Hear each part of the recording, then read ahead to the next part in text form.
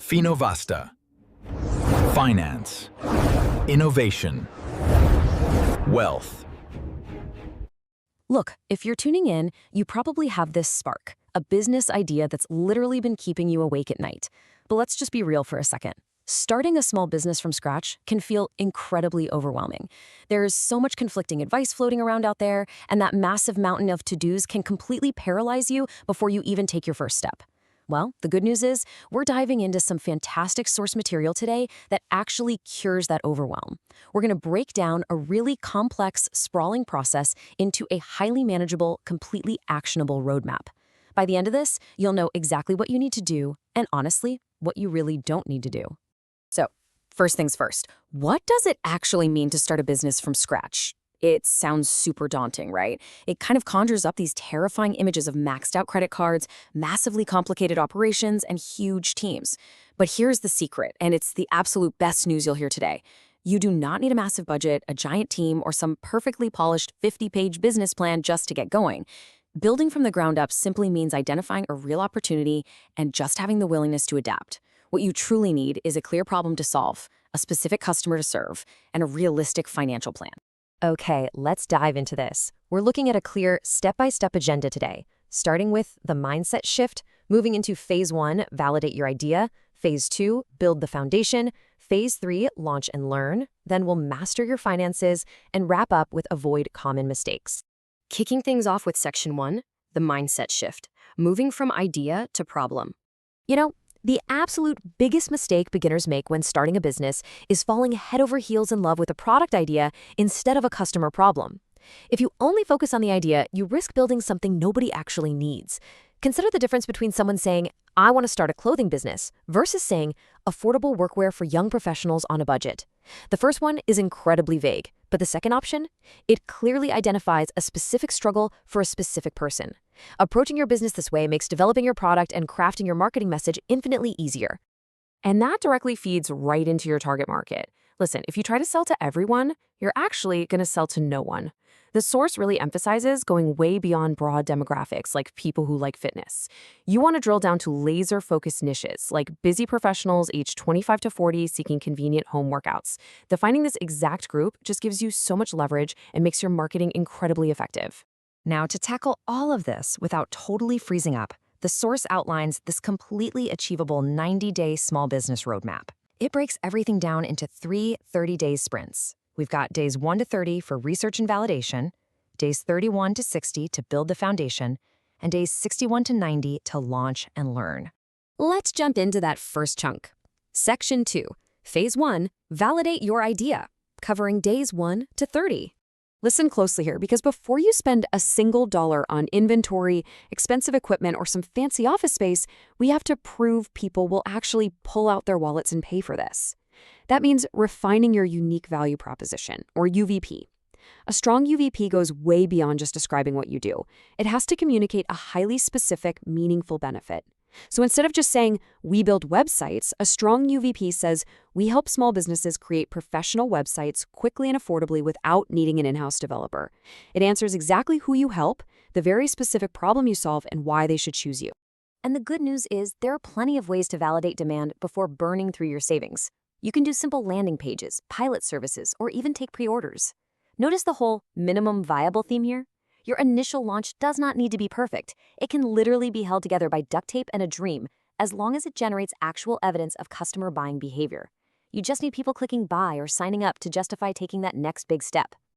Moving right along to Section 3, Phase 2, build the foundation, taking us from days 31 to 60.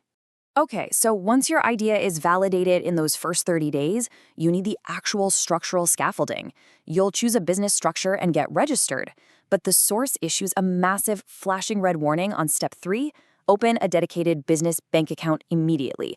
I cannot stress this enough. The moment money flows, keeping personal and business finances strictly separated is the absolute only way to avoid a catastrophic accounting headache come tax season.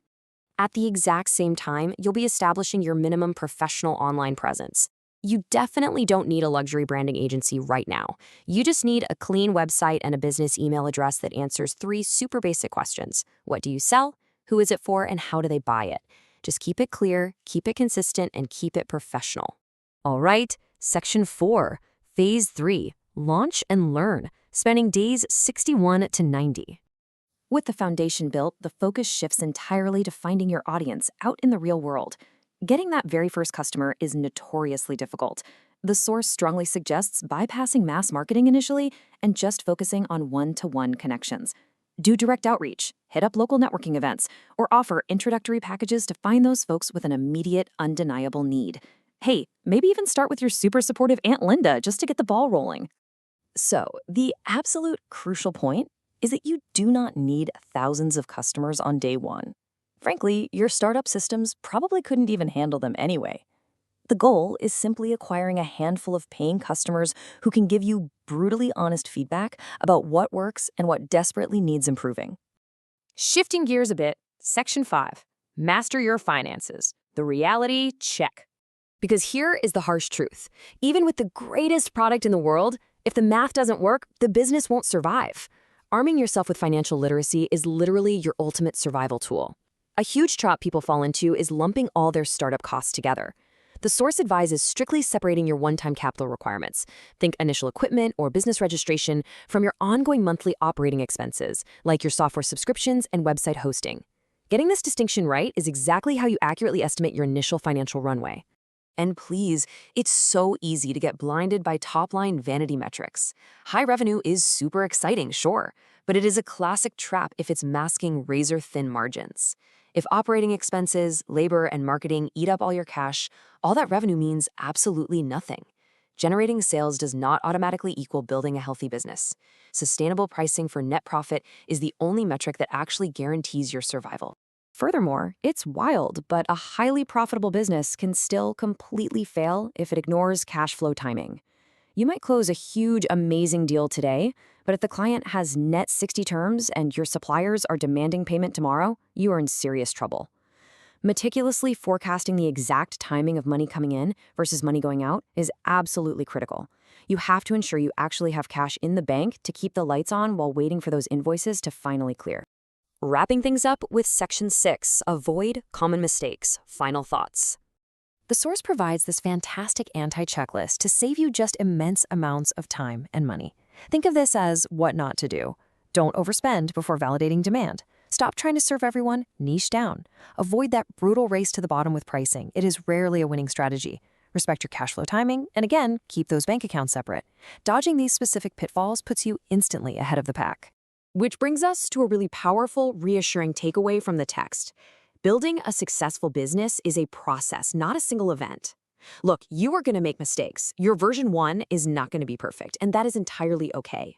You do not need to know everything before you begin. You just need to know enough to take that next, informed step on your roadmap. Launch, learn, improve, repeat. Let that be your new mantra.